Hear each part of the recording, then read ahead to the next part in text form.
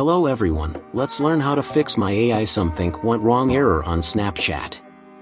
Are you tired of seeing that pesky AI something went wrong error message pop up on your Snapchat? Well, you've come to the right place. Before we start, leave a like and subscribe for more tutorials like this. Let's go on your profile by tapping on this little icon of your profile in top left corner of the screen. After that, click on Settings button in top right corner of the screen. Then scroll down to Account Action section, and then you need to clear data from my AI. You will do that by tapping on Clear My AI Data, and wait a couple of seconds, and go to SE My AI. If that doesn't work, go out of Snapchat, and if you use iPhone, go on Settings, and then go to the General Settings, then go to iPhone Storage and find Snapchat and clear cache from Snapchat.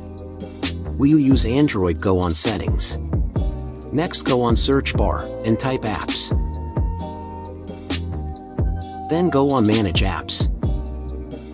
Now you can scroll down and find Snapchat, or you can go on Search bar and type Snapchat.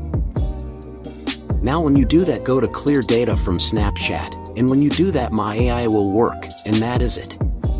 So thanks for watching, see you in the next video, goodbye.